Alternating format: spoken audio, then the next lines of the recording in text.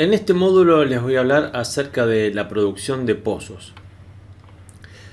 Básicamente les quiero explicar por qué produce un pozo, cuál es el desempeño de un pozo productor relacionado a la curva de IPR, la producción de un pozo con sistema de levantamiento artificial y surgente. Vamos a hacer una comparación de cómo generamos el efecto de producción, ya sea en un pozo que requiere sistema de levantamiento o en un pozo con surgencia natural.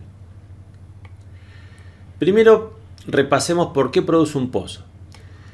Los fluidos gas, petróleo y agua entran al pozo impulsados por la presión que se encuentran sometidos en el reservorio. Por lo tanto, cuando la presión es lo suficientemente alta, los fluidos pueden llegar hacia la superficie, venciendo todo lo que serían las presiones que tenemos en la tubería de producción, como la presión hidrostática, la presión por fricción y la presión en cabeza de pozo. Y decimos que tenemos un pozo surgente. Ahora bien, cuando perdemos esa energía o no tenemos la suficiente energía para vencer esas pérdidas, vamos a requerir de un sistema artificial. Y es cuando decimos que utilizamos sistemas de levantamiento artificial. Estos pueden ser bombeo mecánico, electrosumergible, PCP, y el gas lift también lo podremos considerar dentro de un sistema de levantamiento artificial. Hablemos o clasifiquemos estos pozos. Cuando hablamos de pozos surgentes, nos referimos a pozos surgentes de petróleo y gas. Y cuando hablamos de sistemas de levantamiento artificial, podemos contemplar todos los que tenemos aquí: cavidades progresivas, bombeo mecánico, plunger lift, que se usa generalmente para la descarga de líquidos en pozo de gas, el gas lift, que acá lo tenemos separado porque también es un sistema que nos permite ayudar a los pozos urgentes, no necesariamente cuando se quedan sin energía, pero sí nos ayudan a maximizar la producción, y la electrosumergible dentro de los sistemas más comunes. Ahora bien, hablemos del desempeño de un pozo productor. El primer concepto que tenemos que ver, y lo vemos a la derecha, son las curvas de IPR que están asociadas al potencial productivo o la productividad de los pozos. Como decimos acá, la curva de IPR representa el comportamiento de la presión del reservorio versus el caudal que aporta. Vemos aquí la presión estática de un reservorio, y lo que vamos a ver en estas dos curvas es primero la curva típica de un reservorio o yacimiento subsaturado, que sería cuando el gas se encuentra en solución dentro del líquido y así fluye dentro del reservorio, y los yacimientos saturados o gasíferos, que es cuando ya tenemos o un flujo multifásico o el gas fluyendo en el reservorio. Vamos a ver también que a medida que nosotros bajamos la presión del reservorio, el mismo aportará más caudal. En estas dos curvas vemos una recta en caso de yacimientos subsaturados y la forma de una curva en los yacimientos saturados y gasíferos. Volvamos a las definiciones. ¿A qué le denominamos drawdown? Le denominamos drawdown justamente a la acción de bajarle la presión a un reservorio o a un pozo. ¿Cómo generamos este drawdown? ¿Qué sería esto de bajarle la presión al reservorio? Bueno, si es un pozo surgente, abriendo la restricción en superficie, por ejemplo, colocando orificios cada vez más grandes. Generalmente arrancamos con orificios pequeños, vamos restringiendo y ya vamos abriendo el pozo a medida que necesitamos estabilizar la producción. Y en el caso de los sistemas de levantamiento artificial, bajando el nivel de fluidos sobre el reservorio, está bajando lo que sería la presión hidrostática. Acá definimos, por lo tanto, todo lo que está relacionado al desempeño de un pozo productor.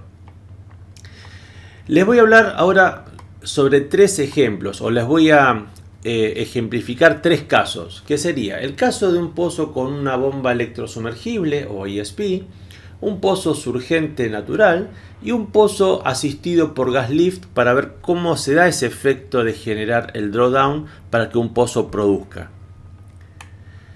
En el caso de pozos con sistema de levantamiento artificial o en el caso de una ESP o electrosumergible, estamos viendo una curva de IPR y acá les represento un pozo parado donde tenemos al estar justamente parado el equipo, el nivel estático representado con una columna hidrostática, y acá tenemos lo que sería la presión estática del reservorio, que lo representamos aquí en la curva de IPR. Cuando nosotros comenzamos, en el caso de esta electrosumergible, a aumentar la frecuencia, los hertz, para que empiece a producir, vamos a generar una baja en el nivel, y fíjense que acá se estabiliza con una presión dinámica 1, lo cual la vemos aquí en la gráfica, y esto va a hacer que el reservorio me aporte, en este caso como ejemplo, 100 metros cúbicos días o un caudal determinado. Si nosotros continuamos aumentando la frecuencia, en este caso de una bomba electrosumergible, le vamos a seguir sacando más líquido al pozo, le vamos a bajar la presión hidrostática, y lo que vamos a lograr es tener mayor caudal. Esto es lo que nosotros hacemos cuando utilizamos un sistema, ya sea electrosumergible, puede ser una PCP o un bombeo mecánico en un pozo. Le bajamos el nivel, bajamos la presión del reservorio, por lo tanto nuestro reservorio va a aportar más caudal. ¿Cuál sería el caso 2? El caso 2 sería el caso de un pozo surgente, donde tenemos un pozo cerrado, la presión en superficie me va a dar la presión estática. Cabe recordar, como dice aquí abajo, que las presiones en el fondo, que son las que a mí me interesan para poder hacer nuestra curva de IPR, son mayores que en superficie debido a la columna hidrostática y a las pérdidas por fricción cuando el pozo surge. ¿Está? Entonces esta presión estática en el fondo va a ser mayor que la que yo mido en superficie. Seguimos. Cuando comenzamos a abrir el pozo y a generarle cada vez menos restricción, vamos a ver que bajamos la presión, por lo tanto nuestro reservorio va a aportar un cierto caudal. Y si seguimos sucesivamente aumentando el diámetro del orificio, vamos a ver cómo el pozo produce más. Esto es lo que nosotros le llamamos drawdown, y también se le denomina choke management, que sería la gestión del orificio, básicamente, y esto lo que me permite es regular la producción. Sería el mismo caso que hacemos con la electrosumergible cuando subimos la frecuencia de la bomba. Y por último, vamos a ver el caso del sistema de gas lift. Recordemos que el sistema gas lift es un sistema en el cual nosotros alivianamos la columna de líquido, y la expansión del gas hace que desplace líquido dentro de la cañería.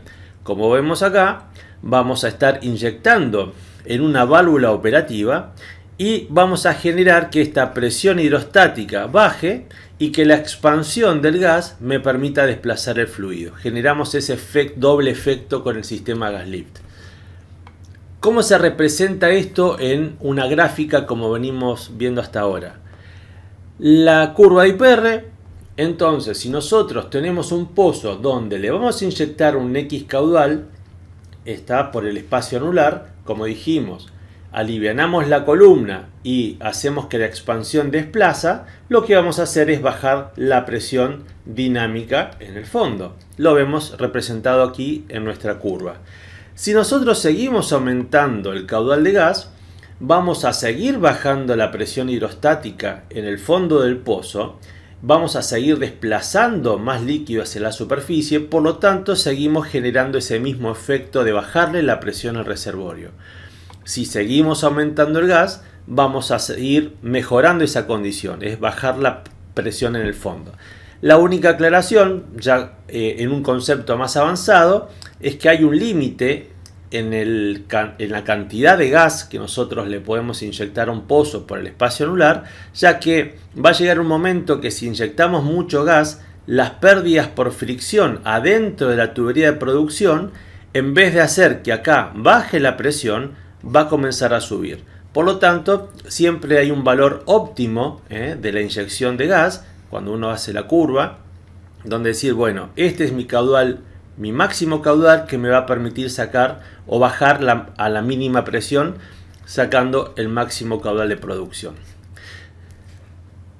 Finalizando este resumen y este título, que es cómo producen o cómo producimos los pozos productores, les voy a hacer un resumen de ¿cuál sería la secuencia en un yacimiento no convencional?